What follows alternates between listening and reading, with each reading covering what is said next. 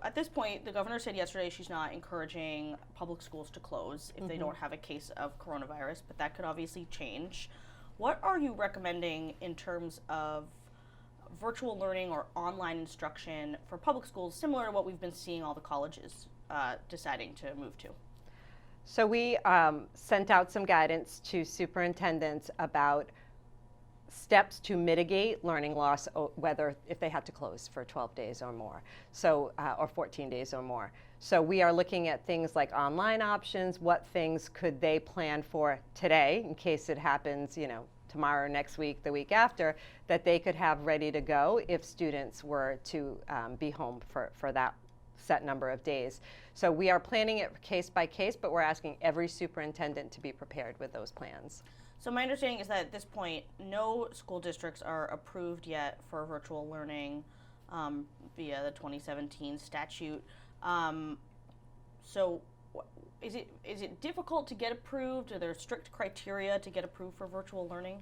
So the 2017 statute is very specific around virtual learning to make up 3 days of school, and was really thought about in terms of a weather emergency of some sort. And that criteria is really high. The bar is set high because we want to make sure all students get the same educational opportunities if it were to be a virtual learning day.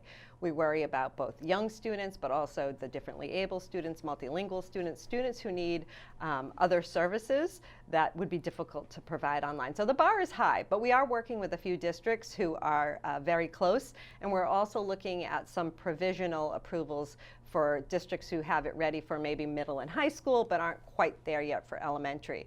So in light of recent events, districts have been inquiring and have been asking us for support to work on their plans, and that's where we are right now. Rather than making up days, we're able to, in statute, waive up to 10 days for any kind of epidemic of this sort.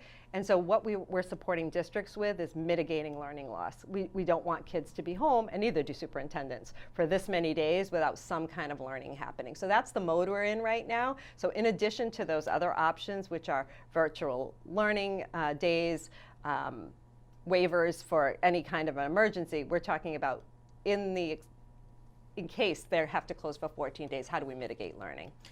You're not guaranteeing that you'd waive 10 days. No. No. That's just an option. Correct. That's an option under the law for something like COVID-19.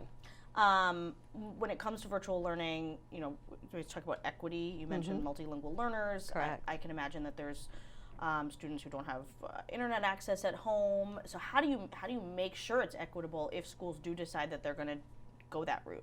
So, and that's why the bar is really high for those, to be approved for virtual learning. So I know I've been talking with a few superintendents about what they're doing. East Providence, for example, is really close in their plan. They have made sure that every student has access to a computer. They're providing them to students who don't have them.